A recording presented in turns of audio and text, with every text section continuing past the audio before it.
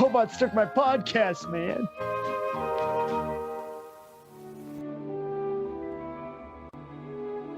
Every holiday season, there's one toy everyone has to have. I want the Turbo Man action figure with the arms and legs that move, and the rocket roaring jetpack, and the boomerang shooter. Getting it is every child's dream. Whoever doesn't can be a real loser. Finding it You got the doll, right? is this father's nightmare. I'll get that toy. I promise. Whoa! Nothing like waiting till the last minute, Howitzer. Especially on Christmas Eve. Turbo Man, you're mine! They're all gone. These two are looking for a Turbo Man. Where's your Christmas spirit? The last one just left. Now, it's two fathers, This is war. one mission, Oh, poor baby. and every man for himself. I'm thinking maybe, we could join up as a team. Like Starsky and Hutch. We're on late delivery of Turbo Man at Toy Works. Let's go. Is there a problem, officer? You can never do too much to make a child's Christmas magical. Hey, buddy. From the director of Mrs. Doubtfire, You want a Turbo Man for Christmas? Forget it. I'm not gonna sit in your lap. and from the director of The Flintstones, Tony, show him. That was taken this morning. Of course, there's some assembly required. You know what you guys are? Nothing but a bunch of sleazy con men in red suits. Arnold Schwarzenegger, Sinbad, I work for the post office and I'm unstable. Tell him. This man is totally insane. Thank you. Christmas comes but once a year.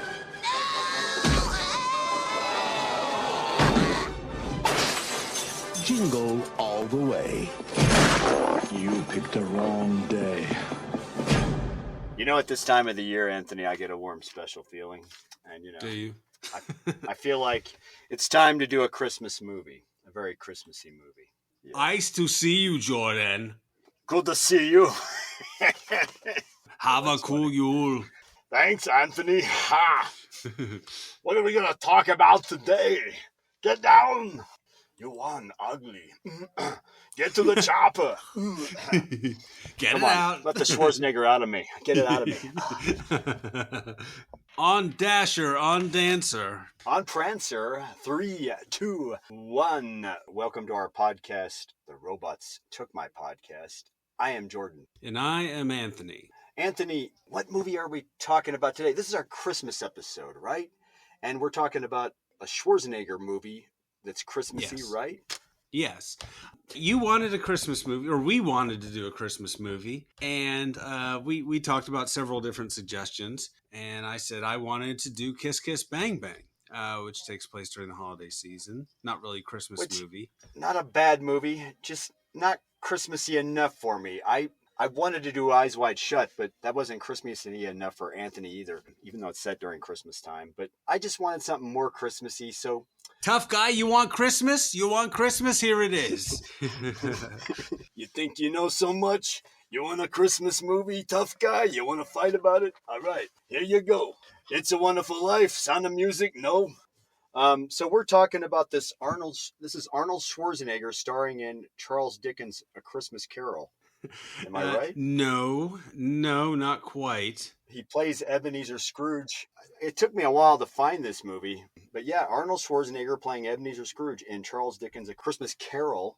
Am I not right? Am I feeling like a senior moment here? Or, yeah, you got a senior skip day moment. Stallone played the ghost of Christmas Past in a silly cameo. It was great. No, I have no idea what And you're talking Sinbad about, Jordan. This played is the not ghost this of movie. Christmas Future. This time he's fighting back against the ghosts of Christmas Past and Future. That was the log line on the trailer. No, even. I wish. That sounds like a great movie. That is not a movie I'm familiar with.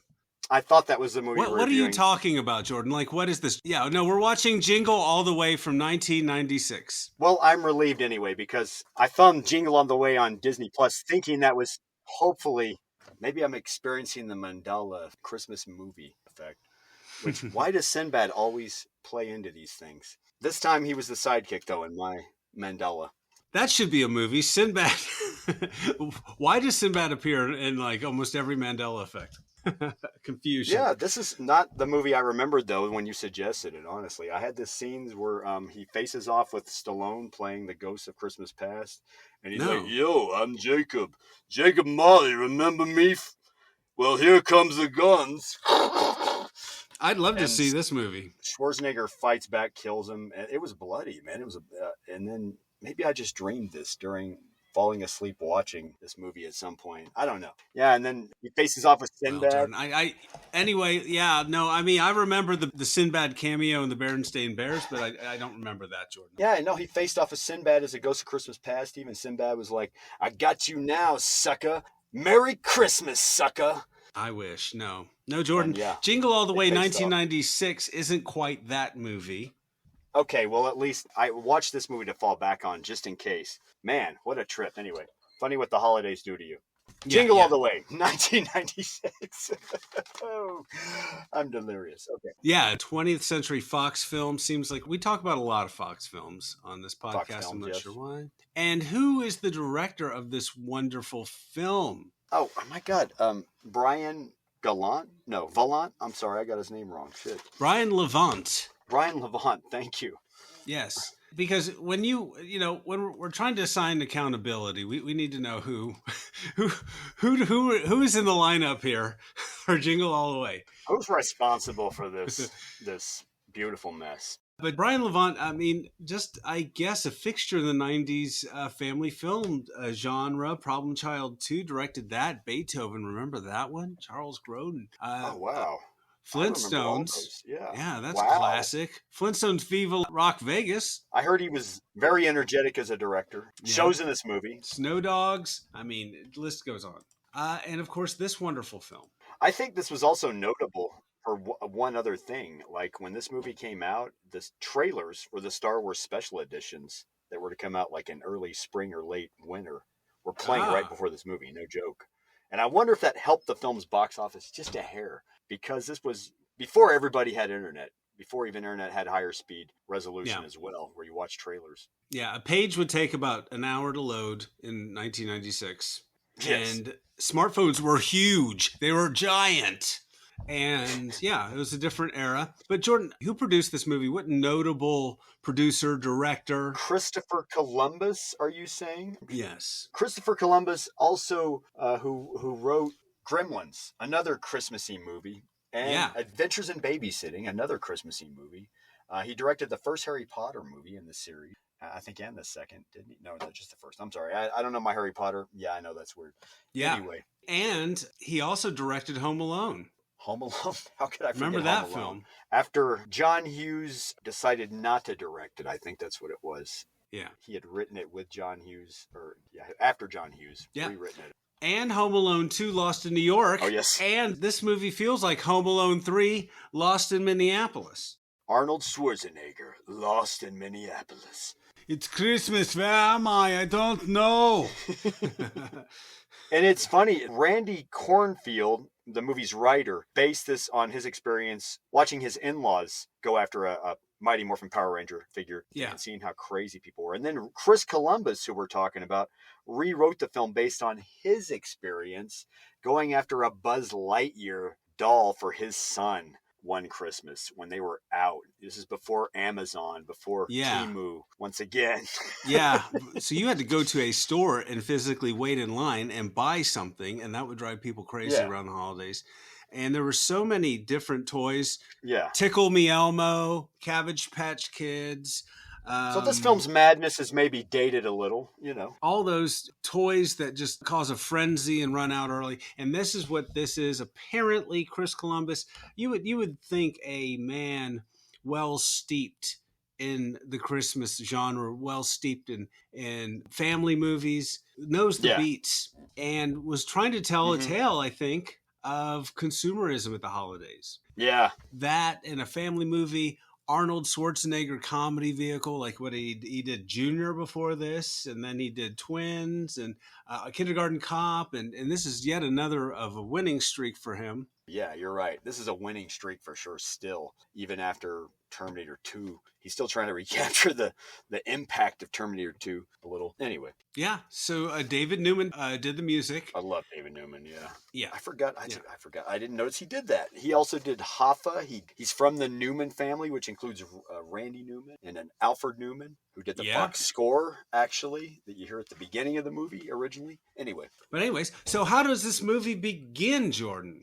With the Fox logo. Good. And then what happens? And we're in a Turbo Man movie. A Turbo Man TV show. And who is Turbo Man, Jordan? Turbo Man is like this Buzz Lightyear, Mighty Morphin Power Ranger type guy. Hero save the day. He's got a cool suit that can fly. Does this sound familiar? Before Fox was owned by Disney. Yeah, and Richard Mall plays the villain here, Bull from Night Court. As Dementor. Dementor. I didn't notice that until the credits. I was like, who plays him? I recognize him. That's what I'm remembering so far from this plot. Yeah, and he has a sidekick who's a Booster. And describe Booster. Booster, this furry pink dog-like creature voiced by Curtis Armstrong. Booger from Revenge of the Nerds. The guy from Moonlighting. Poor guy. Has he not? Better Off Dead. This goes Better on. Off Dead. It's great. Has the man not moved from under the Booger shadow, Jordan? Come on. Yeah, I know. But his voice was recognizable, where I was just like, I know this voice. How do I know this voice? Yeah, I think he's done a lot of voice work on top of that. Yeah, that's where he has been apparently. I've noticed as IMDb. And so anyway, they're at the Vasquez Rocks, a very wonderful location. It looks epic. I mean, this looks like we're in a completely different movie TV show here at the beginning. We're like, okay, well, I thought we were in a Schwarzenegger movie about him going to some mall or. Yeah, and it establishes that this character Turbo Man's kind of a big deal. Has a TV show, kids love him. And who do we meet? Speaking of kids, a young kid, Jamie, is watching TV. And who is Jamie? Who plays Jamie? This is a baby little Jake Lloyd, Star Wars Phantom Menace, Anakin Skywalker. Skywalker. What an actor. Wow. What's he been up to lately? Let's not go there. Anyway. So, but no, young Jake Lloyd. Pre Star Wars, pre destroying the Star Wars prequel. No, poor kid, poor guy. Come on now, poor guy. No. I'm on Team Jake Lloyd for what happened to him, because I think we really see a lot of promise in this particular movie and some really good acting. I'll get into that later. Yes, and he's watching this show lovingly, as we all do when we watch like a Saturday morning cartoon. He looks excited. Jake Lloyd's really good at playing Arnold Schwarzenegger's excited son about getting a toy here, I must say. Yeah, and he's obsessed with Turbo Man. He doesn't just like it. He's got Turbo Man sheets and action figures and cereal, I'm sure. All sorts of stuff. Like a shrine in his bathroom that's kind of creepy. Anyway. They are merchandising the hell out of this Turbo Man. Respect. Yeah. And it's obviously because they couldn't afford to use a real toy license. But yeah, that's interesting. They made their own. But there's just so much. They put a lot of work on the art design for that. No, all kidding aside, I like this part of the movie. I think it's fun, actually. I kind of like this part of the movie. Don't you? I mean, it's a cool setup. Yeah. Is it too childish for you, though? No. Because, Jordan, I'm all about a childish Christmas movie, right? Christmas movies, they should bring out the inner child in you, right? Right. I mean, Less Than Zero, you suggested that movie, and that brought out my inner child for sure. Oh, did it? Watching that movie. Oh my God, that traumatized me. That retroactively traumatized my childhood. It traumatized me as well watching it recently. But anyway, so young Jake Lloyd, Jamie, and his father is Arnold Schwarzenegger, and he plays Howard Langston, the father who just misses everything because he is an overworking bad father. The movie tells us. And Jamie's going to get yet another karate belt, and Howard's going to miss this. He's in the office here? Yeah, he's in the office on the working. Phone? And what the fuck does he sell? I'm sorry, pardon me. Mattresses or something, I think it is. And he's making some sales. I got to respect it. I got to respect that. Every one of them at the end, too. He's like, and you're my number one most valuable customer. Thank you. Yeah. Tommy Wiseau calls. He's like, thank you. You're my favorite customer. And then, so he's sorry. You're a wonderful customer, Johnny. So he's going to miss He's going to miss poor Jamie's karate thing. But I will say that there is a very boozy, fun Christmas party going on outside of his office, and he is not partaking in that. Well, yeah, and he is totally ignoring the shit out of that fun party. It's even like catered. The food is flaming.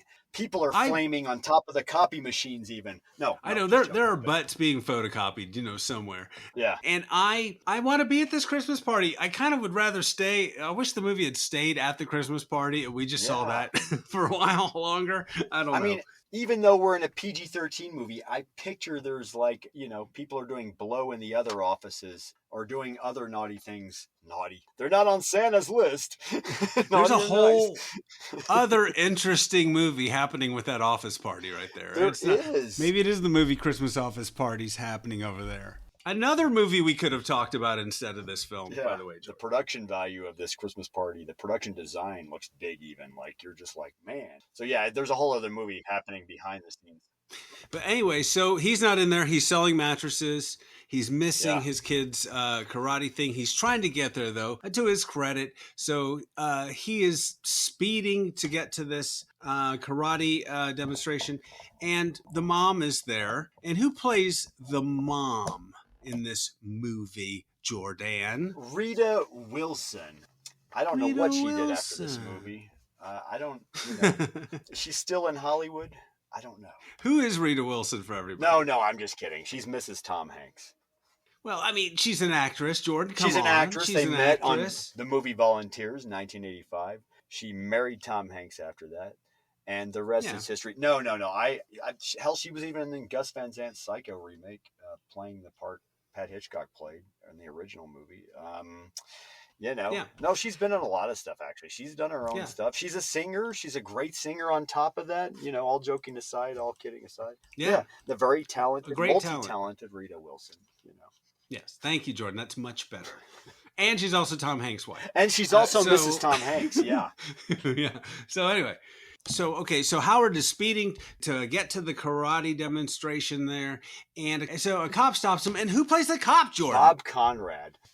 Robert Conrad. What do we know him from? Battle of the Network Stars. No, that's what I know him from recently. Watching it again. How is anyone He had a TV show in the late 60s. The Wild Wild West. Wild Wild West. He had some tight pants on. People loved him in Black his tight Sheep pants. Squadron. Some people loved him.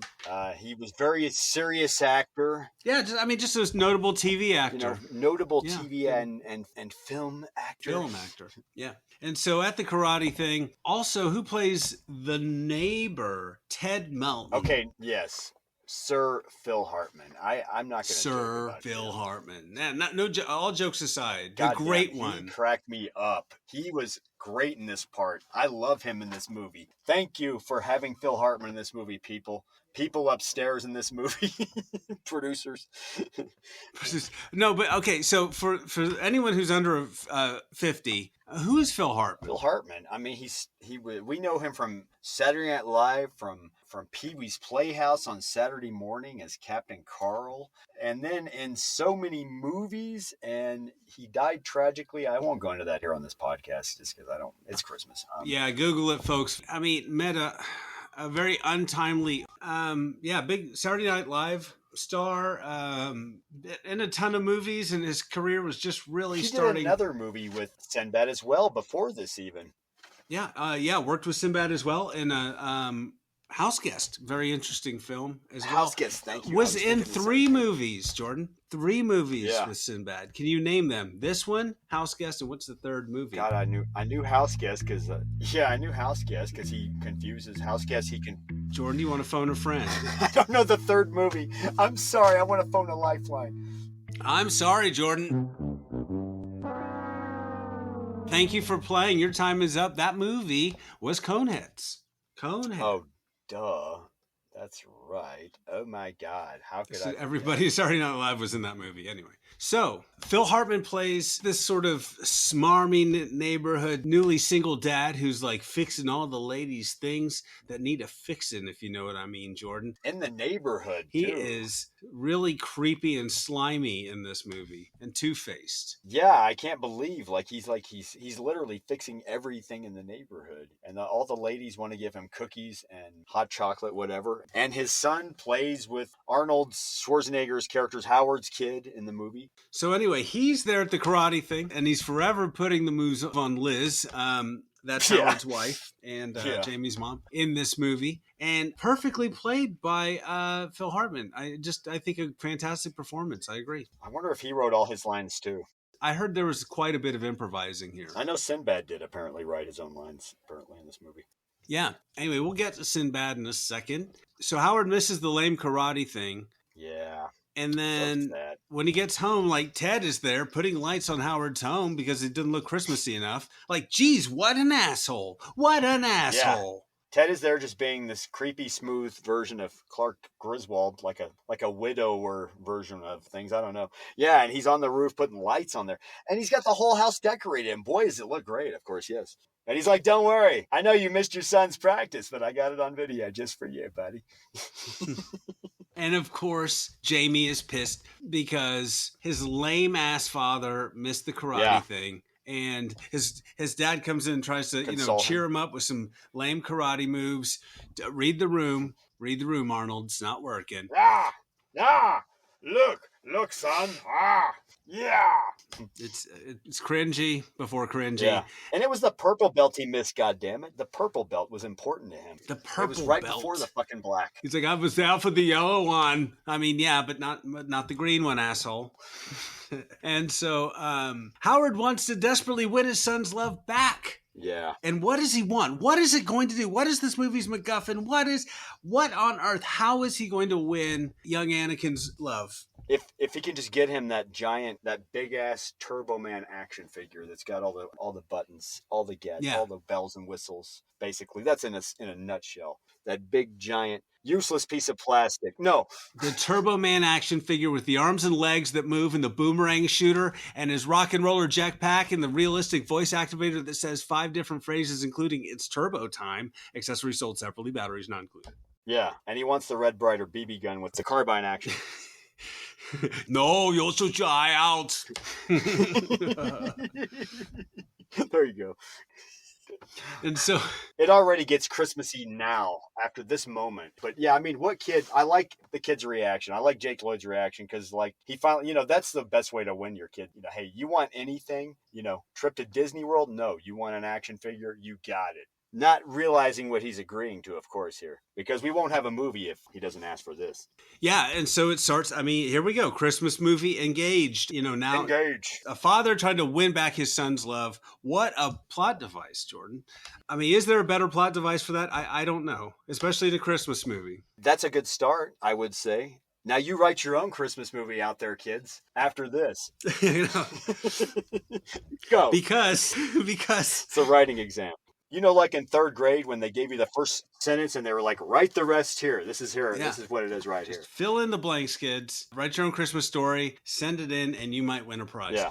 But this is the perfect setup for a Christmas movie, is it not? What could go wrong? You have Phil Hartman. Exactly. You have Arnold Schwarzenegger. You got Sinbad, Rita Wilson, young Jake Lloyd. I mean, what could go wrong? All-star cast. Chris Columbus. Nothing went wrong at the box office later on, but we'll get to that. But no. They're all going to be jingling all the way later on.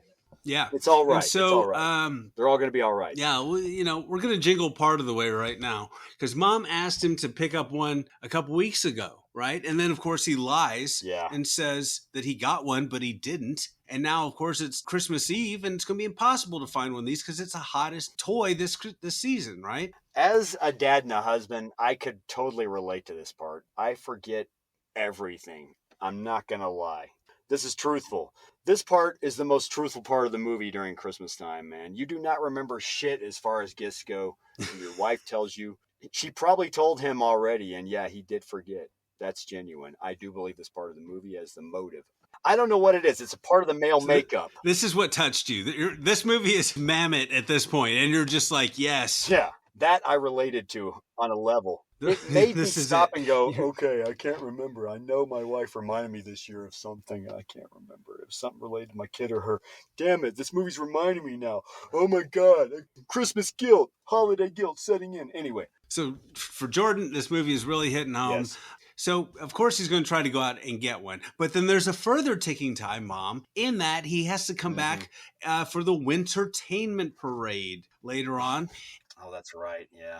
Yeah, because Turbo Man is making an appearance at this. Everyone remember that. That's important. And the pod race is very important to this kid, which starts on Boo to Eve, right? It's important to this kid, the pod race. Oh, sorry, wrong movie. Sorry. No, so it's like, no, he's got to be back for the Wintertainment Parade. Turbo Man is making an appearance, so the script has a ticking time bomb now, and so he's got to get the doll. This is a good story setup. I like this so far. Yeah. Right? This is the movie's Alfred Hitchcock ticking time bomb under the chair happening right now. And go. It's in real time, literally. This whole movie. Yeah. So far, Howard has lied to his wife. Yeah. He lied about that gift. What the? He starts lying. So this is the first lie. All husbands do about this shit. Okay. But doesn't make it right. A bunch of wrongs don't make this right. No. All husbands will lie about, I got that gift already. Don't worry. I remembered all that. Yeah. I'm guilty of that too. I'm sorry. So he rushes out to get the doll, and freaking Ted has a reindeer out there for his son Johnny. God, Ted, the miracle worker over here. Yeah. Rent a reindeer. Where does one get a reindeer? Yeah, Ted. Fucking Ted. Even though it's Phil Hartman. I'm sorry. The character. Man, this guy. This is like the super dad, and he's got bravo for Phil Hartman because he's wrangling a reindeer. Yeah. That's a lot of muscle. He got extra money there or something. I don't know. I hope he didn't have to clean up after it at least. Yeah, that's against guild rules if he had to clean up that poop. No. Yeah.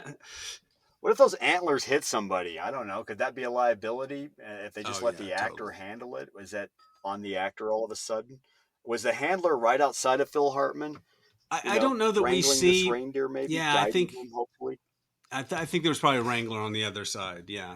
Out of camera, yeah. Yeah, I don't know. I've heard they're dangerous. I'm just saying. Yeah, so we'll see. So anyway, Ted did get a Turbo Man for his son, which is under the tree now, because he's a good dad, and he listens. Yeah, fucking Ted. And so naturally, Howard goes to the store, and then naturally there's a line outside the store for this hottest toy, and everyone's like waiting for the store to open up. And then he meets Sinbad, Jordan. And who is Sinbad for everyone who's under 50?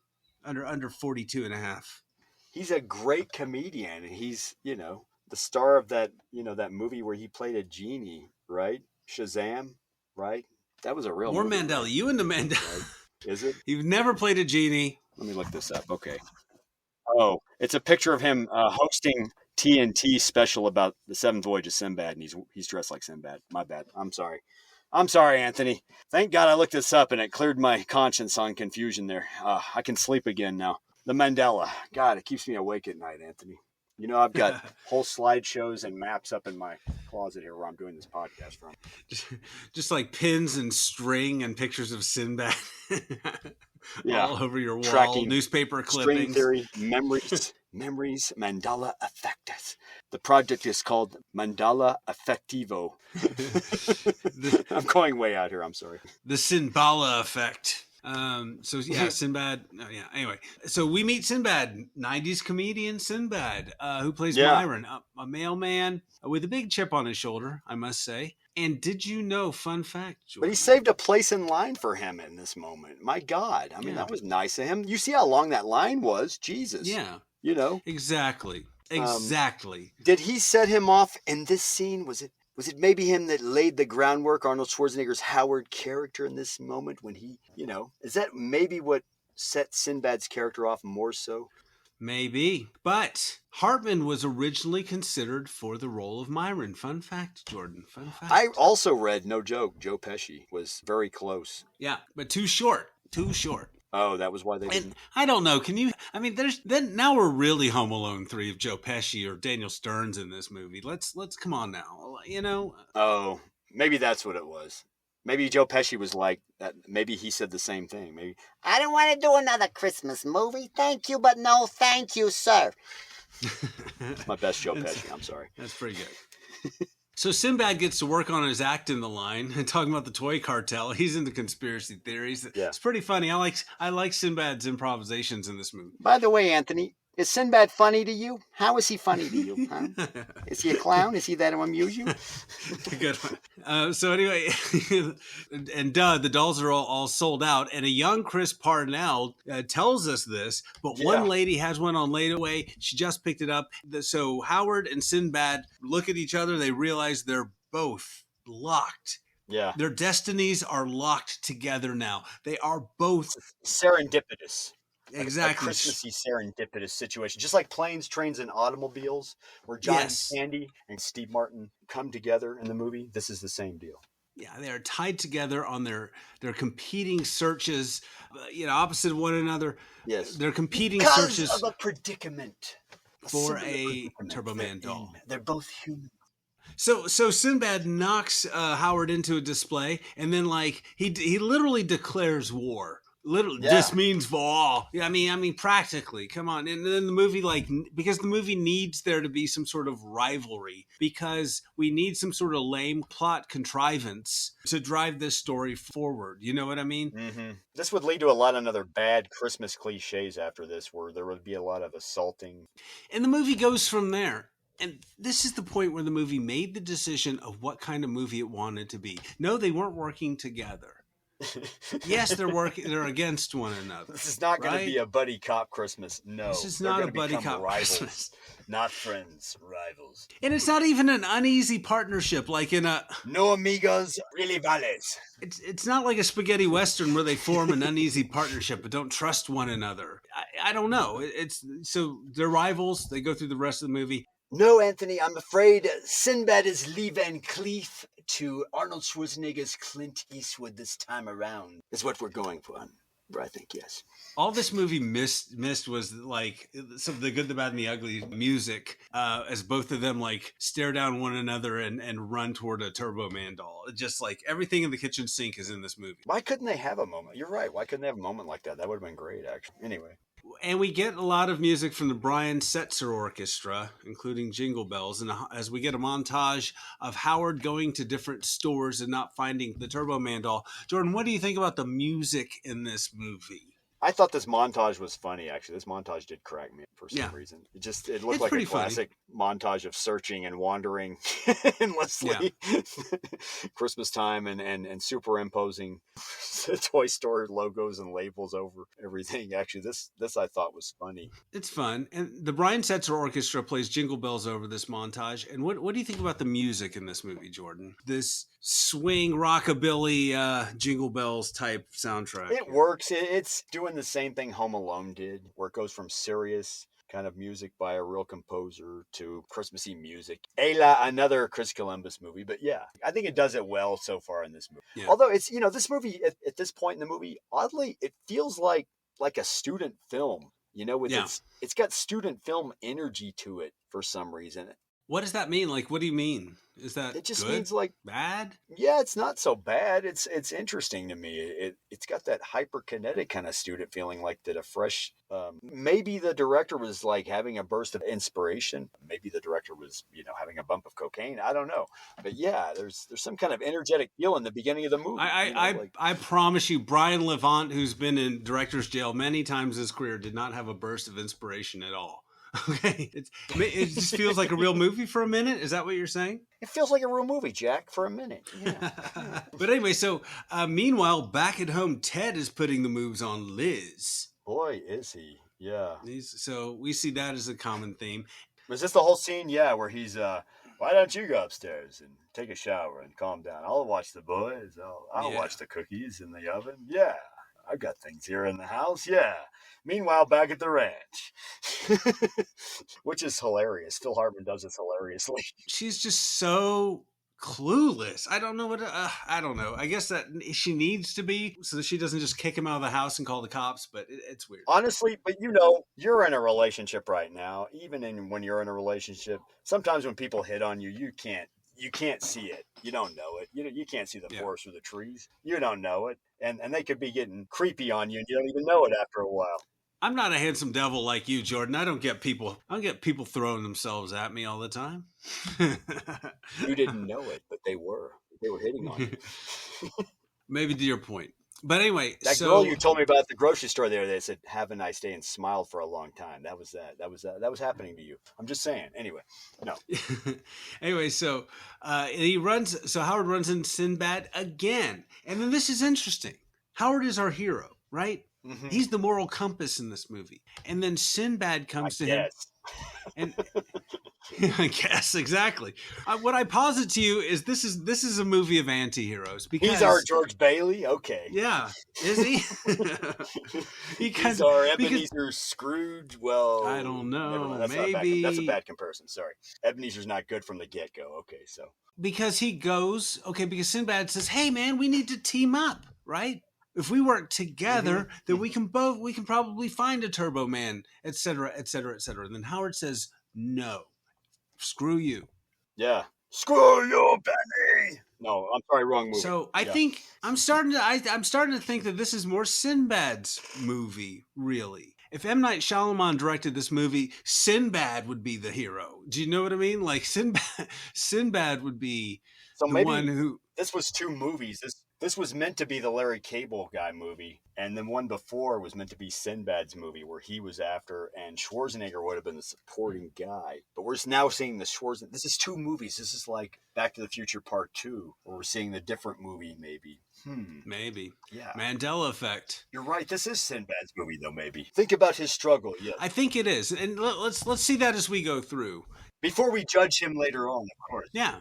This is the moment in which Howard could have said, yes, let's both combine forces. Let's have an actual Christmas movie. And let's, in the spirit of the season, let's team up together. No. He wanted to make this into a buddy cop Christmas movie, more or less, even though they're not cops in this movie. This is not Kindergarten Cop. Yeah. Okay, bad comparison. I'm sorry. But yeah, he wanted to make this a buddy cop movie, and it didn't become that way. And now it's going to get ugly. It's not a tumor. Yeah. Now he's the tumor. Yeah, Howard is the tumor. And now Myron is the cancer and he's the cure in his mind. Jeez. Yeah. Oh, that's horrible. Oh. Yeah. And this movie is steeped in metaphor. No, it's not. This is the charcoal in the stocking now. Them not this is the turd in the stocking, them disagreeing here is what I'm trying to say. I'm sorry. I'm trying to explain myself properly here. Yeah. As they're talking, as Howard disses Sinbad, some dude runs by and just says, "Oh, there's a late delivery of Turbo Man at Toy Works." Like, Jordan, who the hell does that? That is the worst writing in the world. Like, I mean, it's worse than a voiceover. Well, it was before the internet got bigger. It was before we got the internet on our phones and could look up shit quickly about. Yeah, but who's going to do that? I mean, who's going to tell the world that there's a bunch of Turbo Man out there? Like, wouldn't you just like, okay, nobody knows this, I'm going to go. No, who says that? A big tip-off like that. You'd start a riot. You might take a big tip-off out of desperation, though. That happened to me outside of trying to get into a Star Wars movie when I didn't have a ticket one time. I took the first thing, a kid showing me tickets, right, even though they could have been scalped. There's an usher in the back letting people in. Like, who's going to scream that as they run to the back of the theater, Jordan? Nobody is going to do that. Okay. Anyway. You're right, though. Serendipitous things don't happen like that in reality. Only in a Christmas movie.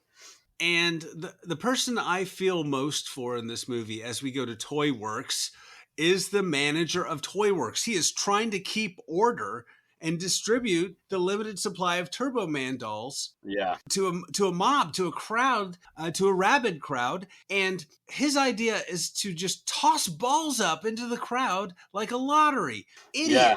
You're all going to get color-coded balls and line up. You're going to... Man, the way he's running this is not a good structure. No. That was his last day as manager, I promise you. Yeah. Of course, when he does that, everyone freaks out. Just the mob, everyone starts beating each other up. Sinbad, Howard gets one of the balls. Now, let's not be too hard on him, though. He was probably a seasonal hire. And, he was probably desperate for the job, thinking it's probably going to last past January. Okay, Anthony? Okay, come Jordan. on. Okay, right. Let's be sympathetic here. I've been in his situation before. Gotcha. And, also, there needs to be some order when people go into these kind of situations, these stores like this, even if it is colored little balls. But yeah, I mean, tossing it in the crowd like a loaf of bread to a starving wolves is not a good ploy. Maybe not a good way to handle it. Yeah, because everyone freaks out. I mean, it's a movie, but it's a stupid idea. And yeah, I don't care if it's a seasonal hire. These people murder each other almost over this, though. It's kind of sad in a way. Seriously. And I think this is, And again, I thought I saw blood in one part. it's a rabid game of Twister for sure. Yeah, this is Columbus and we're not talking about Verhoeven here. This is a very clumsy sort of condemnation or commentary on consumerism. Wouldn't that be awesome? I'm sorry. You just brought up something, though, here. Wouldn't that be awesome if Paul Verhoeven made a Christmas movie like an Invasion USA? It made this movie. Or like this movie. If Paul Verhoeven had directed this movie, I don't know if it'd be a Christmas classic, but this movie would be beloved, and it would be probably not PG-13. Yeah, Arnold Schwarzenegger would have used like Phil Hartman as a human shield. There would have been like a spray of bullets. If this was a Paul Verhoeven movie, Arnold Schwarzenegger might have taken Sinbad aside and killed him with a big giant drill and said, "Screw you, Benny!" "Screw you, Byron!" Yeah, but that doesn't happen. Paul Verhoeven's never made a Christmassy movie, has he really? Even though he's wanted to make a Jesus movie, a movie about Jesus, I know. That's not the Paul Verhoeven, please, come out of retirement, whatever. Make a Christmas movie. Yeah, remake Jingle All the Way. Yeah, remake Showgirls as a Christmas movie. So anyway, Sinbad maces Howard. He maces Howard in this fight, and then he makes a Rodney King joke too soon as the crowd collapses on him. And then Howard had this ball, and they're fighting for it. It bounces around the mall. And then this little kid puts it in her mouth, and then he chases the kid to a ball pit, and then grabs the kid's face and tries to force the ball out of the kid's mouth. So he's our hero here. He's the everyman dad we're supposed to identify with. He assaulted a child in the ball pit. Assaulted a child in a ball pit. In the ball pit. Moms correctly call him out for being a perv and start beating him, and so he doesn't get the Turbo Man. So he gets, they all jump him like Clockwork Orange style. Like they jump on the old man in Clockwork Orange. They beat the crap out of him. No, well, I'm sorry, it's not that violent, but And then a creepy mall Santa calls him over. And who plays the creepy mall Santa, Jordan? Well, I thought this was going to be like a Christmas miracle moment, but it's Jim Belushi, who now grows marijuana in Oregon. Fun fact. Reunited with Arnold Schwarzenegger from a movie they both starred in. What movie? I forgot. Yeah. Red Heat, 1988. Summer. Red Heat. The same summer as Die Hard, another Christmas movie. Oh my God, Anthony. Reunited from the Walter Hill movie Red Heat. Jesus. Oh my God. Thank you, Anthony, for reminding me of that. And had a cameo in Last Action Hero. And there are shades of Last Action Hero. I dare say this movie wants to be Last Action Hero a little bit. Yeah, this was after. To ride that edge between family movie and drama action movie. It's trying to do that real hard.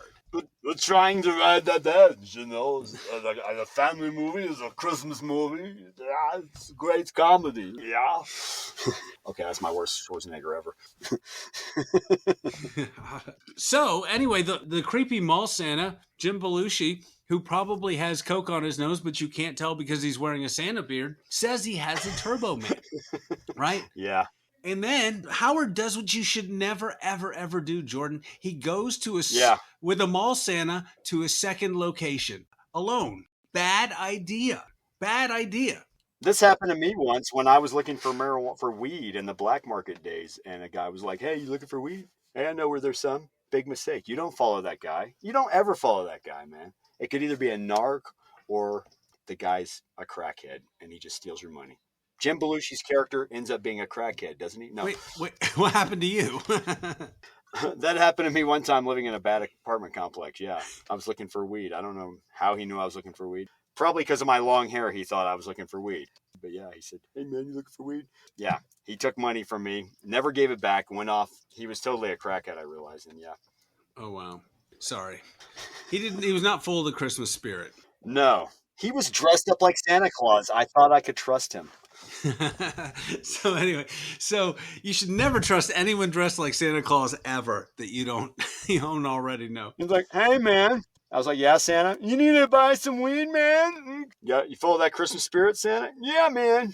So anyway, Jim Belushi Santa takes him to this underground Santa and elf bootleg toy distribution facility. These are like black market knockoff toys. This is weird, this scene. It's like surreal this side of Santa Claus versus the Martians or some shit. I know. It's got that kind of vibes going on with it, to dig deep here. It should be funny. I should be laughing, but it's kind of weird. It's kind of dark. And this movie has very dark moments, right? It earns that PG-13. Yeah, but it's already dark, so you're like, this is not going to go well. This is a con. We know this is a con. Why is he even following this guy? I mean, come on.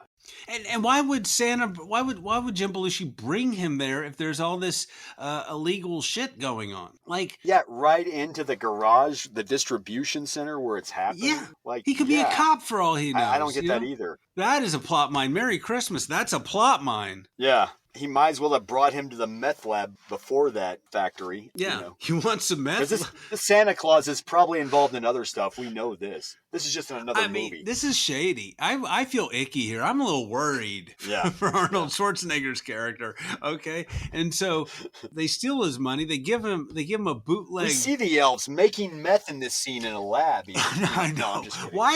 Why are they all dressed like Santas and elves? They don't need to be either. It's for a visual joke. I get it, but it's all very weird. They look like smaller versions of Breaking Bad in these hazmat suits in this scene. I know. No, I'm just making all this. Yeah. Here's some knockoff toys, bitch. Anyway, so of course they give him a bootleg Turbo Man that breaks and it talks in Spanish even. It talks in Spanish. I mean, which is funny, I guess. Which I thought was funny. Then, I laughed. And he gave him $300 for it. They wanted $300 for that fucker, even in $1996. That's a lot of money for Christmas time to spend. That's like all the Christmas budget for your kid right there in 1996. It's $300. That's exactly what you're going to spend on presents for your kid back then. If you went even further than that, you'd be like, oh my God, I'm gonna go in debt after this Christmas. Yeah, I did the math, Jordan, and $300 in 1996 would be worth $588, Jordan. So, oh my God, I couldn't even afford that. That's a lot to pay for a toy. Yeah, I don't know when I never even spend that much on Christmas a lot of times. That's because you're a terrible father, Jordan. You need to be watching this movie. You need to learn the lesson, Jordan. Hey, you try going after that one thing. But anyway, of course, Howard has to fight all the Santas. I kind of like the scene at the same time. It's bad, it's stupid, but I like what the scene wants to be, and I'm laughing at what this scene wants to be. You know, does that make sense? I'm like, this is a funny idea. I don't know about the execution, because we're a PG-13 movie, and instead of like a real fight, we're getting like Home Alone violence, this cartoony violence here. I believe this is this movie's Stanley Kubrick sequence. Multiple Santas, multiple elves. Yes, distribution. Anyway, no, I'm just making crap up. Yeah, and then so Howard fights with the Santas, like I said, and it's broken up. And I like how one of the elves is like, the Grinch! Or Grinch, and then it's the cops. That's a word for the cops. That's funny. That made me laugh. Yeah. And then the cops bust the place. They come in. It's a raid, yeah. It's a raid, and Howard is there. And then what does he do, Jordan? The cops are there closing in. He picks up a badge and poses like a cop. Is this what you're talking about? Oh my God. I mean, not only this is another another illegal thing this movie does, other than assault, child assault. And kidnapping later on, which we'll go into. But one of many offenses this movie has. Posing as a cop. Poses as a cop. You know, and he walks right out of there. Yeah, lying to the police. A damn doll, at least. Hopefully. You know. Feloniously, impersonating a police officer. Yeah. But I love it. He's like, I've been, working on this case for 3 years, and then you yahoos come in. It reminds me of Tom Sizemore in Point Break. It's like that perfect. Yeah, I was thinking the same thing. I was like, where have I seen this before? Oh, yeah, Point Break, Tom Sizemore. Yeah, or just so many movies, but it's a parody of that, and I think it's so funny, and I like that scene. Howard loves Point Break, clearly, I mean, Schwarzenegger has played a cop or something in so many movies. I think he really owns that scene. He's really good in that. And so anyway, Howard calls home, and then Jamie shames him for not keeping his promises and like slams. Boy, does he. Damn. As a parent, I felt that. I hurt when I watched that. It's like, damn, dude. Damn, talk about your kids slamming you. Not being forgiving at all. Most kids in reality might be more forgiving than Jamie. They'd be like, okay. No, that's okay, Daddy. I know you can't make it. But of course, you feel more guilt as a parent then. Yeah, he's just like, screw you, Dad. You never keep your promises. You're an asshole. I think he's rightfully pissed, Jordan. His dad sucks. I mean, he's a bad father. So Jamie's pissed off, but maybe it's just the midichlorians. I don't know, Jordan. Anyway. The midichlorian count is not like... They lied about the midichlorian count, I think, yes. But yeah. Anyway, so he hangs up the phone on his father. But he is the chosen one, Anthony. I'm sorry. Anyway, so then he runs into Sinbad again, and then at this point they're kind of talking it out. They're bonding over how they're both bad fathers, and Sinbad gets a very interesting scene where he actually gets to act about how his father let him down on Christmas for this toy that was really a real toy. It ruined his life, basically. Now he's a fucking mailman, and he blames his dad for that. This is where they're sitting in a diner also, and he pulls out that bottle of, I guess, rum that he's keeping in his pocket. Yeah. And he's drinking in a spot where there's no liquor license even, and, pouring drinking in public. Arnold's coffee, offering him that. And this is the surreal moment, too, right? Where he sees his future kid looking just like Sinbad, drinking right out of the bottle. And it's little Jakey Lloyd drinking out of the bottle. And it's kind of funny, actually. It is funny. Only in the 90s. Only the 90s. You weren't there, Dad. You didn't buy me that damn toy. You fucker. So that's the message in this movie. If you're a mailman, you're a loser. No, I think our mail people are civil servants that get fucking shit to us. I don't think. Yeah, that's kind of mean. Like, they actually, they're well paid also. It's actually a good job. At the post office. Yeah, Mailman probably makes more than I do. God, talk about this movie slamming mailmen. Like, yeah, this we're going to become as a mailman. Don't judge me, movie. Don't judge me. Anyway. Don't judge me as an average American movie. You big Hollywood movie. Sinbad's going to have a better retirement than that mattress salesman. God, I mean, like a mattress salesman is the epitome of careers? Come on. Anyway. Yes, but remember, you're my number one customer. Come with me if you want to live. I'm working on it. It's not a tumor. And so anyway, Jordan, do you think these two have chemistry? This is the most time they've gotten to spend it with each other when they're not trying to beat each other up. Yeah, I actually want more of them. I wish they had more friendly scenes. I wish they weren't rivals in this movie. I think it would have been more interesting to have them I think more moments like this between Sir Sinbad, yes. Sinbad's a great actor. Arnold Schwarzenegger. Sir Arnold Schwarzenegger. Moments, Seinfeldian moments in a diner like this. I want more of, Anthony. Yes. We don't have time for that, Jordan, because we undercut the drama in this scene. We hear a radio announcer giving away a Turbo Man to the next caller. And so then they get in another stupid fucking fight. I can't believe it. Another Turbo Man. I can't believe it. Yes. And then so they find out that the radio station is just a couple blocks away. So they both run down there. And then what happens, Jordan? They go to the radio station and the radio announcer is a ponytailed Martin Mull. Martin Mull. And who is Martin Mull, Jordan? From Mr. Mom and Fernwood Tonight, that show in the 70s that was big. And, list goes on. Just a bunch of shit. Just a bunch of shit. TV actors. Well, great actors, though. I'm not slamming him. Great actor. Funny guy. Also, your favorite movie, FM. Yeah, he was in. Yeah, he played a DJ in FM. So. Yeah. List goes on, Sir Martin Mull. Anyway, so Arnold smashes the glass, busts into this radio booth, this recording booth, and basically assaults Martin Mull's character, the DJ. Yeah, he says, I'll be back. Give me the Turbo Man if you want to live. And so he's just like hiding. The poor guy's hiding there. And then Sinbad runs in with a package. And what does Sinbad do?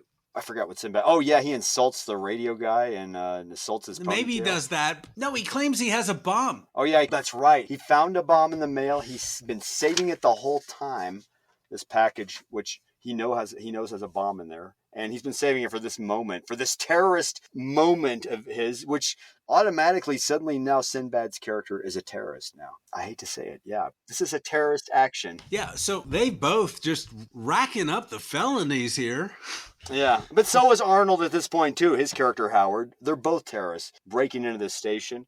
I can hear the police sirens already. And then Martin Mull tells him he doesn't have the doll. It's just a gift certificate for one. To a doll. Yeah, to a doll, God. not even the doll. For all this was for nothing, right? And then the cops show up and surround Sinbad, and he uses his bomb scam again on the cops, pulls out another package, because the other one was just not even a bomb, right? So then Robert Conrad is there because he and Arnold keep having these stupid little interactions throughout the movie, running, you know. Yeah. I almost wonder if he was hired for Arnold Schwarzenegger just to bat around and, you know, knock around in this whole movie and, you know, be a punching bag in this movie for Arnold. Pretty much. And I mean, Robert Conrad's always been kind of a serious actor. Not a serious actor, but you know what I mean? No, you're right. Serious actor. And in this movie, he's just a goofball. They play him for laughs. And I don't know. It's weird. It feels weird to me. For once, we see Robert Conrad not laughing at his own jokes. In a scene. Yeah, Robert Conrad's like for us. 75 years old at this point, or I don't know. He's old. Yeah. And so then what happens? Robert Conrad, the police officer, has the bomb, Sinbad's quote unquote bomb, and he's like, he used to be on the bomb squad. Then what happens? Oh yeah. I forgot. Does something go off here? I forgot. Yeah, the bomb explodes like a cartoon. But it's kind of a fizzle, right? No, it explodes. Yeah, okay. We don't see it, we hear it as Arnold Schwarzenegger and Sinbad are running away. And Sinbad, just so we know that he didn't know it was a bomb, was like, that was a bomb? I mean, this is all poor script writing right here. And then we get a wah, wah, wah. And then like Robert Conrad is like, face is all sooty, his hair's all messed up because the bomb went off. Right. And I'm just like, come on, man. We had that joke he said, like, I've been handling bombs since you were in diapers, or something like that, like, right when he was about to check the bomb beforehand even. But even the joke didn't go off very well as the bomb did. Yeah, and that's a plot bomb right there, if there ever was one. Yes. So the cops, about 20 cops all got a good look at these two dudes. And I assume there's a camera somewhere, even in the 90s. But anyway, who cares? Howard comes home. Sees Ted inside his house putting a star on Howard's tree in Howard's house with Howard's wife.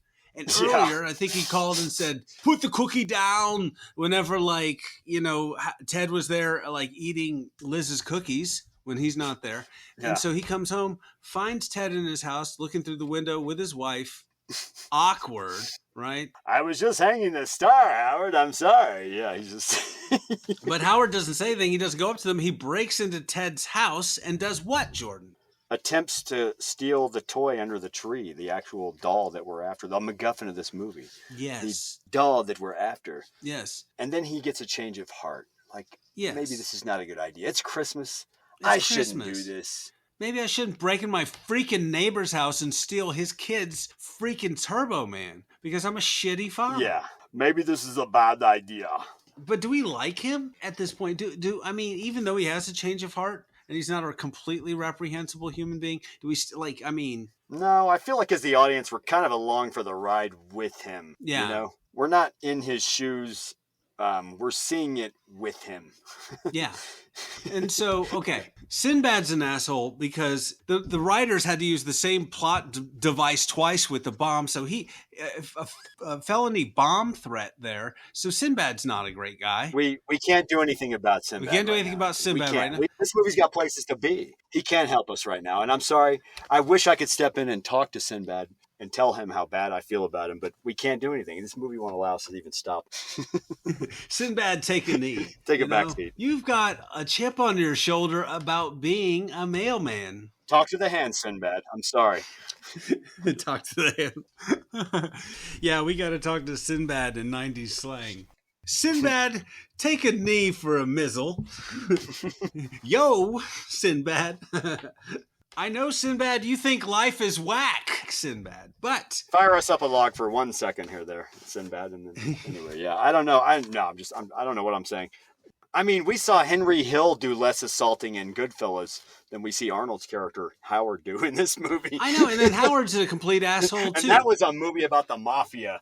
Yeah, Sinbad's an asshole, Howard's an asshole, and then even Phil Hartman's character is a complete asshole. Yeah, right? even though he's funny. Ted's an asshole. So everyone's a complete dick in this movie. Who do we have to root for? I mean... A lot of Grinches in this movie, yeah. There's a lot of Grinches. You're right. In this Christmas movie. This is very Grinch heavy, this movie.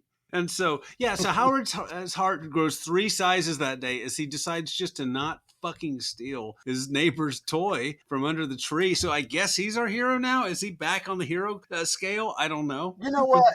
And now that you mention this, I've thought about it for a long enough, and fuck that, man. This guy was trying to steal his wife, so if you're trying to dick my wife, I'm going to steal the toy from your tree. Yeah. I think it's justified. Did I ask you to hang lights on my roof? No. That's trespassing. Hello? He's stealing from the kid. Even if the dad's an asshole, he's going to ruin the kid, Johnny or whatever his name is. He's going to ruin Johnny's Christmas, right? And that's his son's friend. So that's shitty. Okay, yeah, maybe. Okay, forget it. I'll backtrack then. Forget what I said. I mean, what he should do is just throw the Turbo Man away so that neither of the kids has one. I mean, you know what I mean? That would be something. I don't know. We have a moment where he throws it into fire, like a Rosebud moment. Nobody gets the Turbo Man. Yeah. Then it ends like a Citizen Kane movie. What did he mean? His last words were Turbo Man. What does that mean? Yeah. That's a movie. Nobody gets the Turbo Man. Dun, dun, dun. The end. End of movie. Scene. Anyway, so he has a crisis of conscience, and he goes inside to put the Turbo Man back under the tree, and then the reindeer attacks him. And in his battle with this reindeer, as he's running around the house farting around with this reindeer, he almost burns down Ted's house. Yeah, as we hear the Benny Hill music, right? Yes. So we've got arson, and I mean, yeah, it's not. I guess it's supposed to be funny, Jordan. I don't know. Arson, yet another offense in this movie. Another offense here, right? Man, theft, breaking and entering, impersonating a cop, assault of a child, and kidnapping that we'll get into later on in this movie. But yeah, and we're about to add some more. Right, so this is just movies is racking up misdemeanors left and right. The crimes, the felonies. And so crimes and misdemeanors out the ass this movie has. And then as he's almost burning down Ted's house, Liz and Ted run over from next door, and Howard gets busted with the Turbo Man. And Liz sees right through his BS. Right? Yeah, you are a bad person. You're a piece of shit. So we have a moment of clarity in this movie that it doesn't capitalize on. But she's just like, the neighbor was just putting the moves on me, and now I catch you stealing from the neighbor, Howard. Who do I side with here? Jesus. Yeah, I feel sorry for Liz in this movie. Yeah. She's in a movie with a bunch of assholes. Like, I don't know. Anyway, so then she asked Ted to drive her and Jamie to the parade, which is also a bad decision. But we won't go into that because I don't know. Oh, the parade. I forgot about the parade. I forgot about the parade. I mean, you have your own car, lady. You can drive yourself. You ain't Miss Daisy. You don't need to be driven to anything. You be your own. Liz, relationship advice for people in movies. Liz, I mean, look, I understand Howard is an asshole, and he's an unattentive father and husband, but Ted is a sleazebag, and you know this. Maybe you like the attention a little bit, but you're just leading him on. You're just going to make things more complicated. So why don't you extricate yourself from these two assholes? You need some asshole spray, and you just need to get away from these douchebags. Drive yourself, Liz. Drive yourself to the Wintertainment Parade. Why do I suspect, too, if she actually went that way with Ted, he'd probably still be banging the neighbors, too, and the neighbors' wives also, and this second life of his after his other wife. There's like a whole dark movie here with Ted, Yet another movie, not just the Sinbad movie. Exactly. We envision, maybe that's what happens in Jingle All the Way 2, the Larry the Cable Guy movie, is that they revisit Liz's character and she and Ted have hooked up. I don't know. Ted is recast in this movie, yes.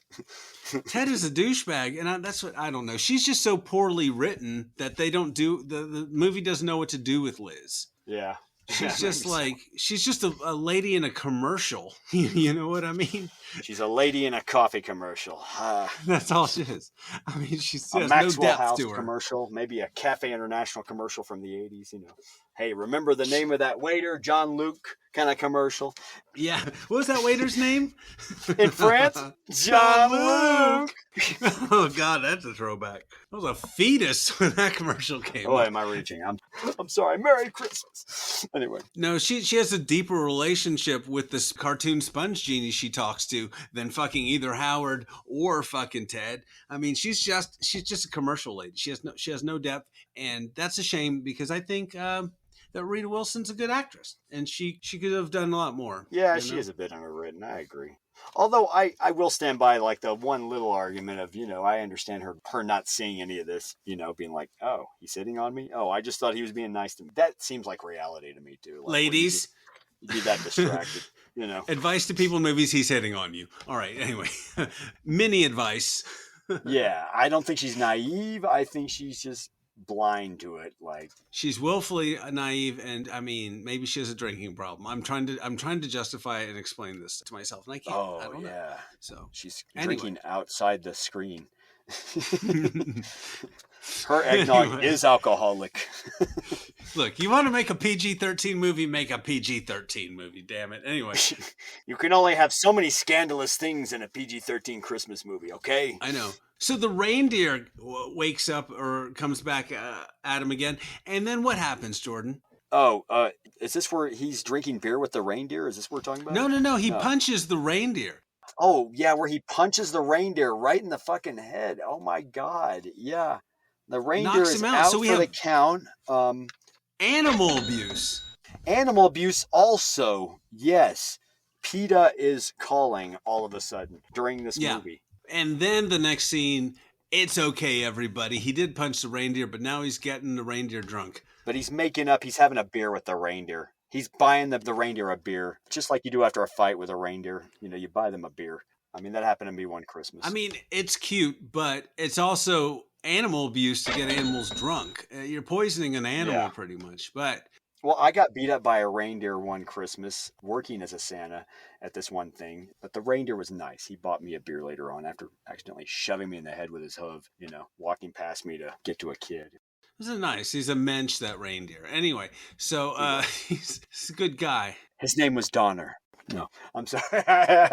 Yeah, he's getting the reindeer drunk, and they're drinking Grain Belt Premium beer, which is a real Minnesota beer. And I will say that puppet that they used for the reindeer looks pretty realistic. I like that reindeer puppet. You mean that wasn't a real reindeer? I thought reindeers were real, Anthony. I thought they really flew. Are you telling me they don't fly? There's no such thing as a reindeer. Are you kidding, Jordan? They're fake. They're made up. What? Oh, it's like Santa real? Come on. Oh, my God. What? Sinbad's not real either, Jordan. Come on. You believe all that? Sinbad the sailor? You believe in reindeers and Santa and Sinbad? Come on now. Anthony just told me this just now. Nobody's ever told me that reindeer weren't real or Santa wasn't real. What the? I'm sorry. Okay. Yes, I can continue with this podcast. I'm not going to cry. I'm not going to lose my shit. Okay. Okay. All right, George. Anyway. Okay, let me get myself together. Okay. Anyway, reindeer, assaults, all that. So Ted puts the moves on Liz again in the car at the winter entertainment parade. God. Like mold on cheese, the old saying. Yeah, he's manhandling her. He's physically, and this is the 90s. Yeah, and he offers her non-alcoholic eggnog. What an asshole. Anyway. And if he offered her non-alcoholic eggnog, you know what that means. There's stuff in it, Yeah. Oh God, it's probably, watch out, Liz. I mean, it's probably drugged. Oh man, don't go with Ted to a second location and don't drink anything Ted gives you, man. Yeah. Because he manhandles her, he's got his hands all over her and she's just like, oh, because it's the 90s, I guess. And he goes full creeper. But I love how he's reminding her that recipe that he gave her the marinade for, the tuna with, and he told her it was Italian dressing.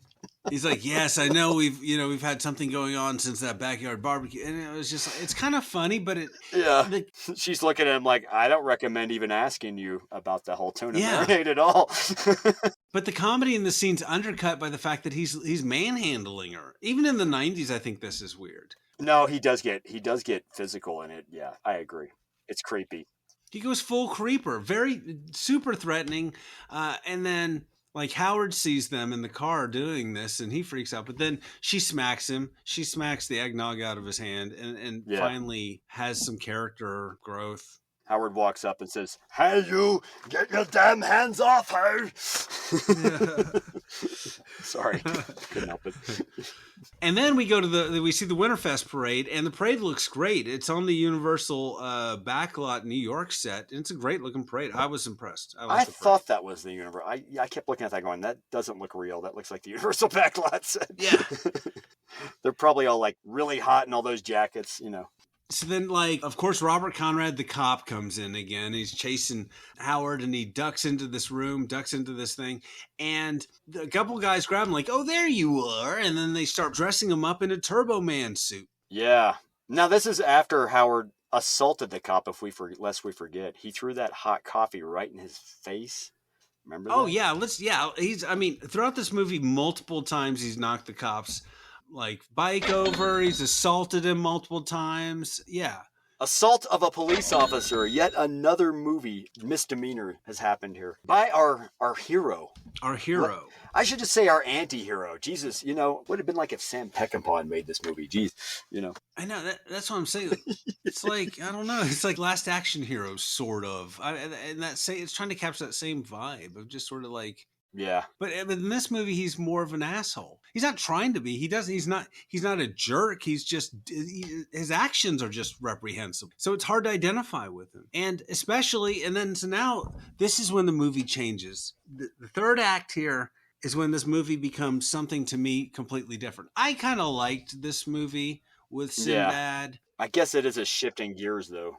And Arnold Schwarzenegger at odds. I kind of like that movie. And then this movie, it becomes something much, much different here because unbelievably, they dress Howard up as Turbo Man. Yeah. And this Turbo Man has suit is pretty real. It has actual things that it can do. And they're like, okay, be careful about this and this and this. They mistake him in the dialogue as it explained quickly in the dialogue. They mistake him for the actor that shows up because the other actor got real deathly sick, apparently. It was funny because he's like, and yeah, he has brain activity because he was using the suit and the suit did something. Yeah. And that's funny. This movie isn't without its funny one-liners and its moments, but so they dress him up as Turbo Man. Then we meet Curtis Armstrong, who's playing Booster, who's smoking a cigarette, the cameo, which is funny. Yeah. And he's got this line about a dog in a Chinese restaurant. Yeah, that's not. You're that right. I'm saying it is the 90s. Well, I'm just quoting. Boy, we didn't care in the 90s, did we? We said everything. We didn't care. We'd say any damn thing in the 90s. That was the last time we did anything we fucking wanted, was the 90s. We said anything we fucking wanted. Did anything. Damn it. And maybe our modern eyes are just upset. And maybe all this stuff that's going on, assaulting police officers, bomb threats, maybe this is just, an average day in the 90s. And I've just got to stick up my butt about all this. I don't know. Though I understand kind of where you're coming from. Is this movie Die Hard? No. Is it Batman Returns? No. As a Christmas movie, yeah, it's got a weird tone, this Christmas movie. I know. And we'll go more into that in a minute. But so anyway, there's a whole scene where he pops up on the float, like this elevator pops him up on the float. And then at the same time, there's an actor who's supposed to be playing Dementor, right, his arch nemesis. And of course, Sinbad puts on that costume. Now, he goes about a different way. He goes about like Indiana Jones style. He bops the guy who was supposed to be in the suit, takes his suit, dresses up like him, literally like Indiana Jones needs the bad guy's, uniform kind of thing. Like every movie. But in a Christmas movie, it's kind of weird.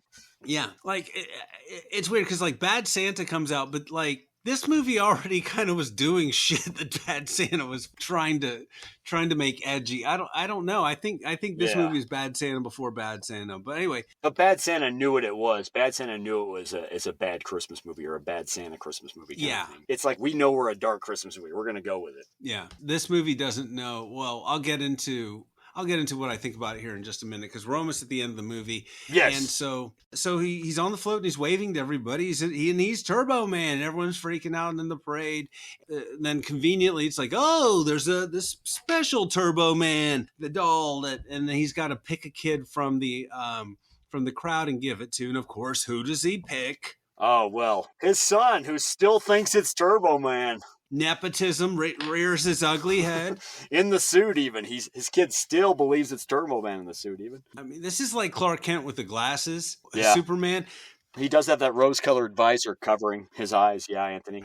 It's clearly him. I was like, that's not Arnold. That's his stunt double. No. And so anyway, Howard chooses Jamie, gives him the Turbo Man doll. But then Sinbad attacks. He comes down on a zip line. And then Sinbad at this moment transforms from a sympathetic co-conspirator rival into just straight up the movie's villain. They just become Turbo Man and Dementor. Yeah, and talk about a growth of a character. My God, he just becomes, we've seen his arc in this movie, Sinbad's character. We've seen him go from disgruntled postal worker who needs to get that toy for his kid to, I was trying to be friendly with this guy, and now he's turning into my rival. Hell, I even offered this guy rum, put this rum in his coffee for him even to help ease his pain. I opened my heart up. Yeah. And now, I mean, we've seen his rise as a super villain in this movie, just like the Joker in Batman. Yeah, you're right. And just like Batman, I was thinking that same thing. Batman creates a lot of his own villains, so to speak. And then here, here fucking Howard, Arnold Schwarzenegger's character, turns, and that's probably the most reprehensible thing about him. He turns a well-meaning but disgruntled postal worker into the movie's villain, into a supervillain. He made a villain for himself to fight. Yeah. And Because Sinbad poured his heart out to Howard. Yeah. Remember? My father is like this and my father's like that. And then he just like fucking punches him after he hears there's another Turbo Man and there's the fucking have this fight. You know what I mean? And so, yeah, of course, Sinbad's a wounded, fragile character trying to, be a better father. And I don't know. There's no heroes here, but then what happens? What does Sinbad do to make it even worse? Let's add another crime to this movie. Well, after Howard stuffs the big doll that they're supposed to give out in the parade, the big actual Turbo Man doll, which looks like a bigger, even more awesome. It looks like it's 2 feet tall. He stuffs it in the kid's backpack. But then Sinbad goes after the kid after he runs from the float with it in his backpack. He chases after him. And then he finally snaps up the kid and they go into a higher place because he's got those gadgets on him. Yeah, they're on top of a building. Shoots a fist out at Howard. It bops him in the head and delays him. And now suddenly Sinbad is kidnapping his kid. And yet another fucking felony this movie commits. Child kidnapping all of a sudden. Amber Alert. A man dressed in a Dementor costume. Geez, you have all sorts of crimes all over the place this movie is committing. And not just plot-wise either. So now you hate Sinbad, right? I kind of like Sinbad. And at this point, of course... Now we don't like Sinbad. We don't like Sinbad now. And then... So they're on top of this building, on top of this Christmas tree scaffolding. It's falling over. Suddenly it's like the last action hero all of a sudden, Oh, totally. Yeah. And they're fighting in this, and suddenly it's like a Bond movie. They're fighting on top of all this. The kid's hanging for dear life. Yeah. But so they're on top of a building, and then this is where the movie veers off course like a jetpack out of control, right into stupid kid movie zone. What happens here, Jordan? What the fuck happens? You mean where the kid's in the audience like, use your thingy on your suit there, Turbo Man. Whatever it is. Yeah. And then, he flies up to save his kid. Thank God, Deus Ex Machina. We find out the fucking suit, it actually has a real operational jetpack in it. Come on. Yeah. I know it's a suspension of disbelief, but come on. We get the Rocketeer here for a minute. A real, Rocketeer type jetpack. I thought at least the movie was going to show you, one of those jetpacks that's been around since... like the one they had in You Only Live Twice, that James Bond movie that they've been using. Yeah. I thought it was going to be something like that in this movie. And I was sitting there decorating the tree at this point, Anthony. I'm not going to lie. Yeah. And I look over, I'm thinking, in my mind's eye, I'm thinking, oh yeah, he's probably got one of those You Only Live Twice type suits. That's going to be great. And then I look over, I'm like, no. Oh, this movie just went even further. No, he's got to. Yeah. Now they got to explain the science here, this movie. But they don't. It's okay. It's okay. Yeah, this movie jumps the shark. And then a little voice just told me not to think about it. Just don't think about it, Jordan. Just let it go. Just let it go. It's Christmas. Just enjoy the movie. It's a Christmas movie, Jordan. It's a Christmas movie, Jordan. It's a Christmas movie. Just enjoy it. It's okay. Don't. This is not Ingmar Bergman, okay? Yeah. This long, drawn-out, stupid scene where he's zipping around out of control in this jetpack. Just waste of money. All these effects. Yeah. Bad effects. 90s, CGI. A waste of money. That was a lot of money right there. Yeah. That's the producer's talking.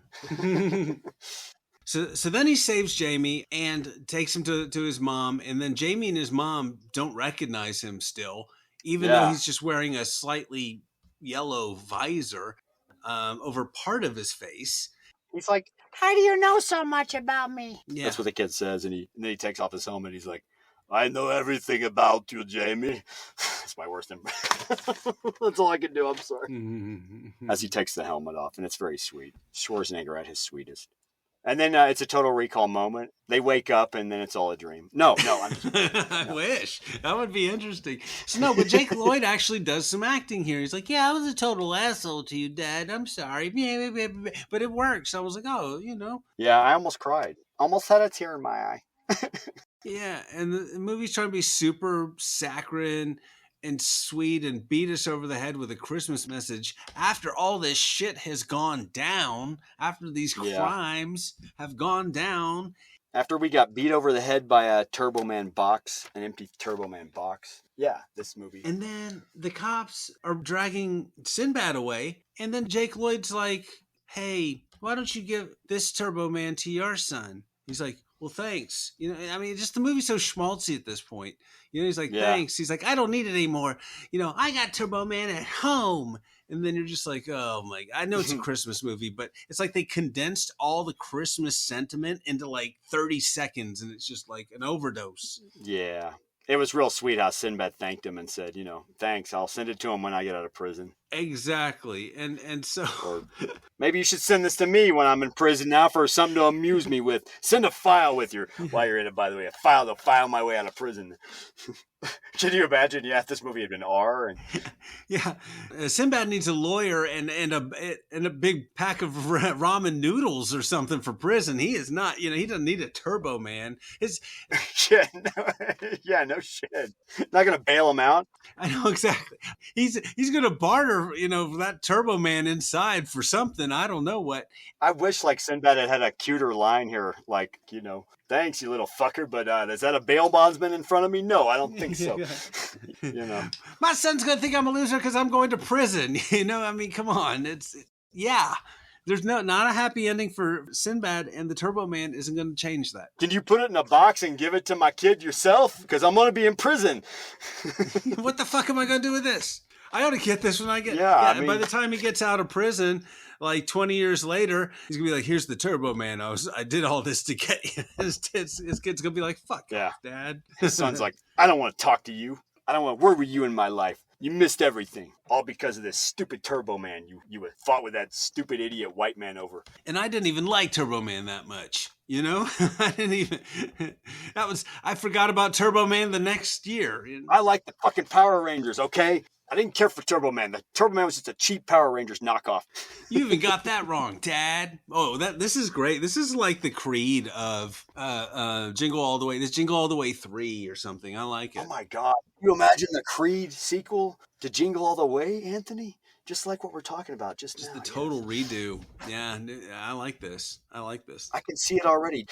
I love it. Can you see it? Better than Larry the Cable Guy. Sinbad just got out of prison. He's old. He's gray-haired. Boy, all grown up. And it's a movie about them reconnecting, Or hell, it's Michael B. Jordan, his kid all grown up. I like it. Gruntled. He's pissed off. He's trying to do the right thing compared to his dad. Shit, man, this is better than the Larry the Cable Guy sequel. Apparently, there's a sequel, folks. Anyway, that's Jordan. That's the end of the movie. All right, because and then we get a post-credit scene. Did you see the post-credit scene? I did. I was surprised that I actually noticed this. Yeah. What happens? And she's like, "Hey, since you went to all that trouble getting Jamie a gift, what'd you get me this Christmas? And are we gonna get a sequel?" Yeah. Zoom into his face as he's like, "Uh-oh." And and hey, this movie did it before Marvel. Yeah, true. So Jordan, does this movie succeed as a Christmas movie? Yes, it does, and no, it doesn't. Yeah, all at the same time. I can't explain it any other way. What does this movie have to say about Christmas and the human condition, Jordan? I used some scientific AI data to accumulate this, and that's what I came up with is yes and no. Either way, both ways, no. But it's a dark Christmas movie full of assault of child, assault of cop, kidnapping. God, let's just add up the crimes and felonies again and the misdemeanors again. I think that speaks to the fact this movie doesn't know what it wants to be. This movie is drinking and driving without a license.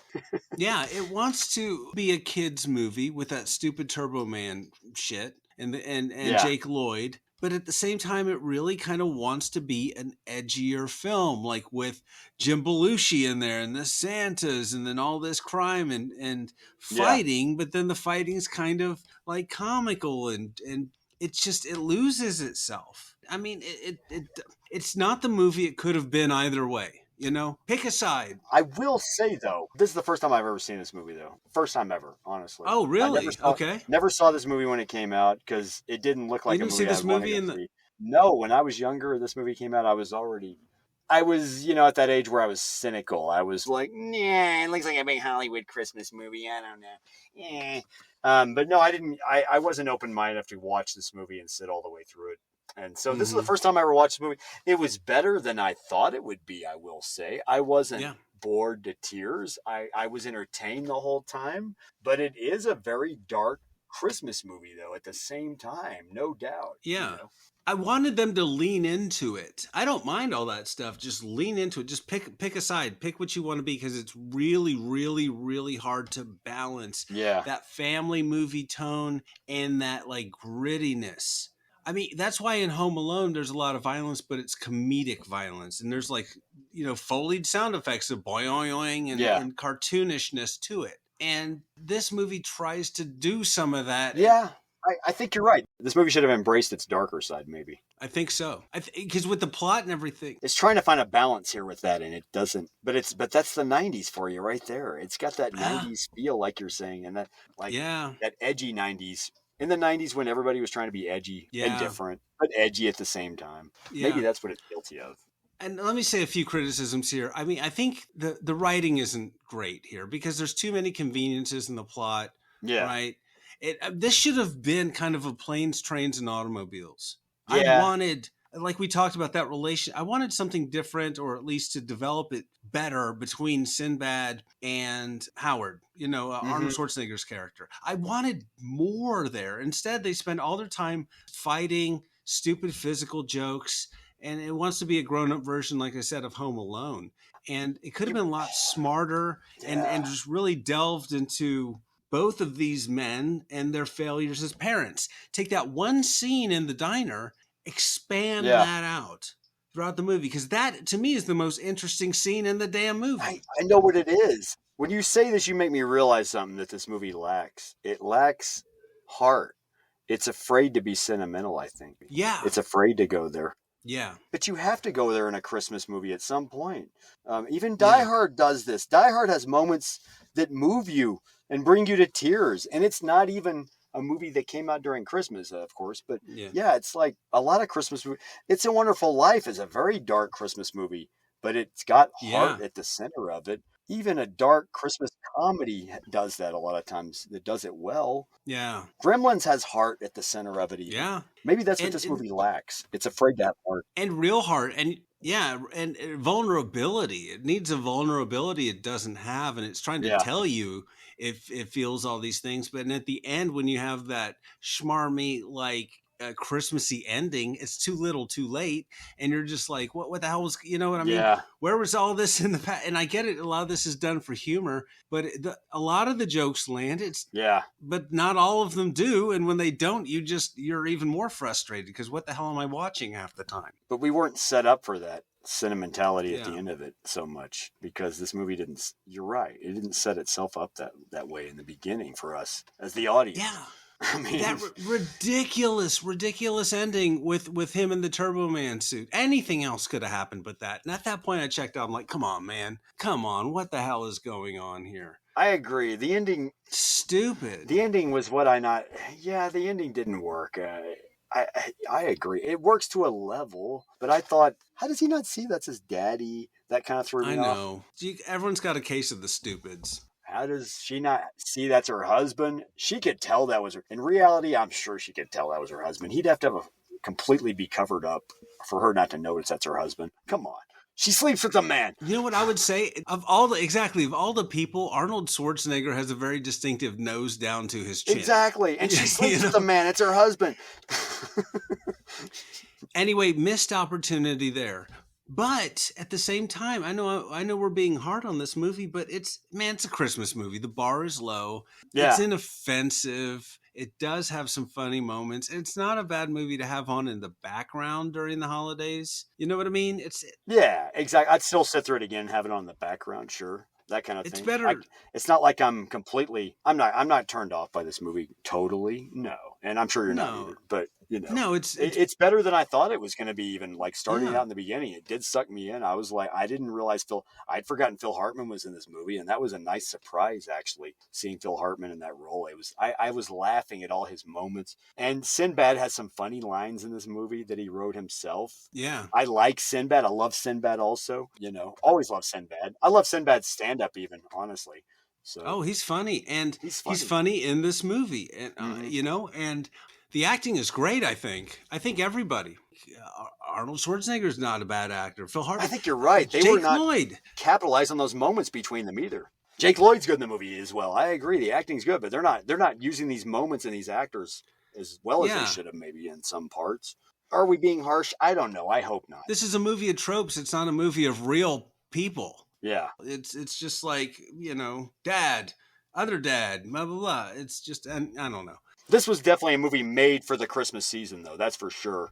Even if it is dark and mean-spirited at points. It's definitely mean-spirited at points. Yeah. So, did this movie find its Christmas joy at the box office? Or did it find coal in its stocking, Jordan? On a budget of $75 million or $60 million, different numbers. Mm-hmm. And note that Arnold Schwarzenegger was paid $20 million alone for his role, Merry Christmas. Yeah, that was his normal salary back then, $20 million per picture. Yeah, minimum wage in Hollywood, as Jim Carrey said. Yeah, it made $129 million. It made over $100 million. I thought I heard this movie did do well. It did okay. It was a nice Christmas gift for the studio Fox at the time. It did okay. That's good. It's pretty good, but not really enough for like another movie theater sequel. You know what I mean? Yeah. And the movie didn't win an Oscar, Jordan, but it did win a Golden Raspberry Award. Shut up. Really? Worst director, Brian Levant, nominated. Did not win. Dang. I wouldn't. Oh, man, that's harsh. I mean, I wouldn't say the guy's directing was bad. Yeah. I blame the director. I mean, he didn't win. It was nominated. He lost to Andrew Bergman for Striptease that year. So too bad. So close. The Demi Moore movie Striptease.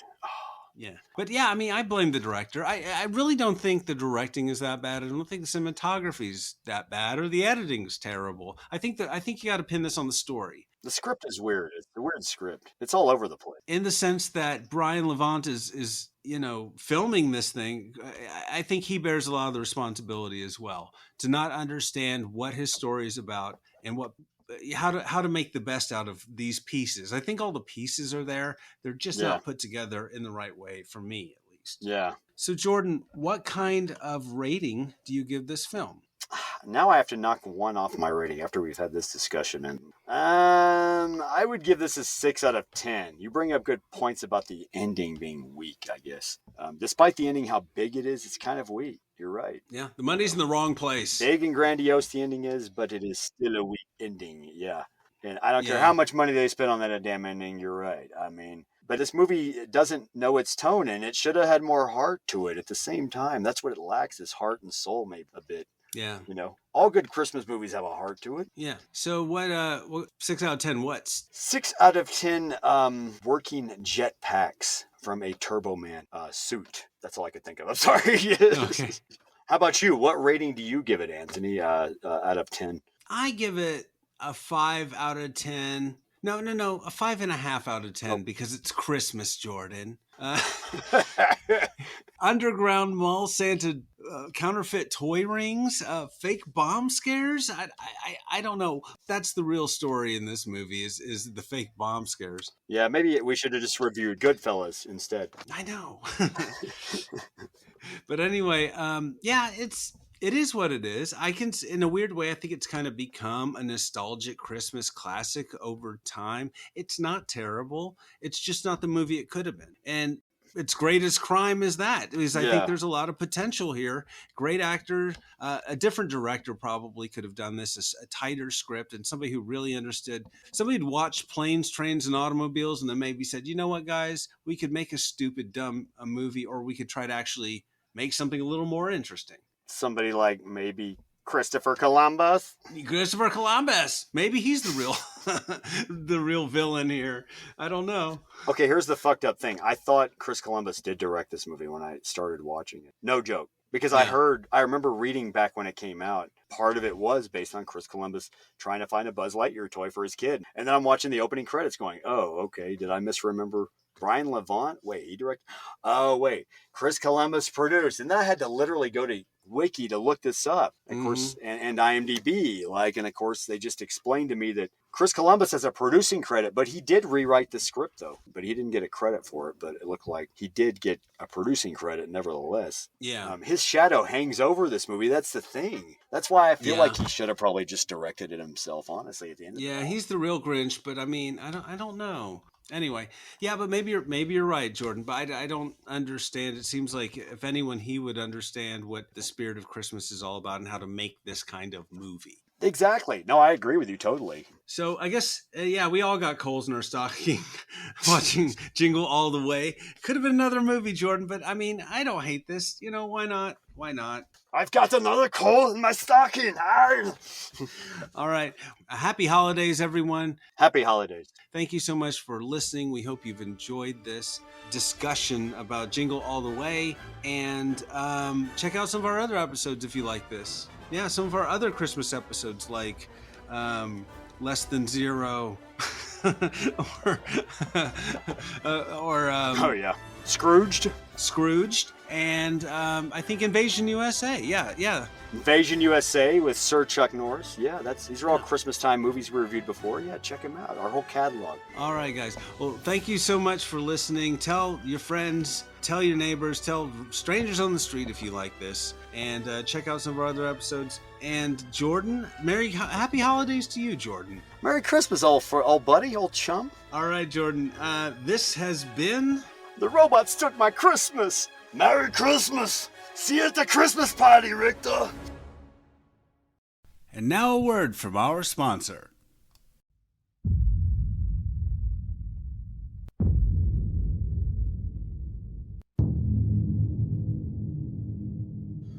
Arnold Schwarzenegger in Charles Dickens' A Christmas Carol.